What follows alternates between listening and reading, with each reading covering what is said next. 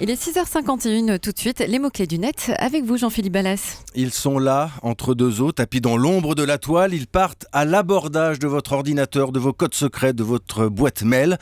Bonjour Maud Descamps. Bonjour Jean-Philippe. Comme chaque matin, vous êtes notre vigie sur l'océan du web avec les mots-clés du net. Aujourd'hui, le mot-clé, c'est encore un mot anglais, décidément. C'est le mot hacking, un mot en tout cas qui vous fait réagir. Vous avez promené votre micro, Maud, dans les rues de Paris.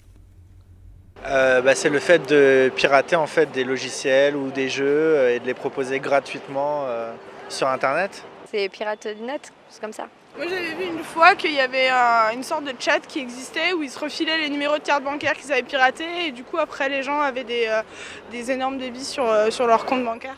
Alors Maud, on a entendu un peu tous les scénarios. Qui a la bonne réponse? C'est quoi exactement le hacking? Alors ils ont tous raison. Ils ont tous gagné. Voilà, ils ont tous gagné. Le hacking en français, c'est en fait du piratage informatique et ça désigne une pratique très vaste. Un hacker, donc un pirate, peut aussi bien s'attaquer à votre compte bancaire qu'à des jeux vidéo ou encore à votre boîte mail. Il y a des groupes de hackers qui sont connus, les Anonymous par exemple, on en a pas mal parlé cette année. Eux, leurs actions sont plutôt politiques ou idéologiques. Et puis il y a tous les autres pirates qui eux sont plutôt attirés par l'argent et par vos données personnelles. Ils vont tenter d'accéder à votre boîte mail pour y trouver un RIB ou des codes bancaires que vous auriez envoyés par mail à un ami. Bon, ça y est, on a tous peur maintenant. Il faut vite nous donner des recettes pour contrer ces pirates, Maud. Alors déjà, on évite de cocher la case « Oui, je souhaite que l'ordinateur retienne mon mot de passe ». Ça, c'est le meilleur moyen pour que quelqu'un entre dans votre boîte mail en un simple clic. Et puis surtout, il faut un bon mot de passe. Le cabinet Deloitte a publié une étude cette année qui montre que 90% des mots de passe générés par les internautes en 2013 étaient vulnérables au hacking. 90%, en plus, je pense que j'en fais partie. Alors, c'est quoi un bon mot de passe? Alors, je vous donne quelques petites astuces très simples qui vous permettront de décourager les pirates. On évite de choisir son nom ou son prénom ou celui de son conjoint. On évite aussi les suites de chiffres. Le mot de passe 1, 2, 3, 4, 5, 6, 7. Il y en a qui font ça encore. On oublie, oui. Pareil avec A, B, C, D, E, F, ça ne marche pas.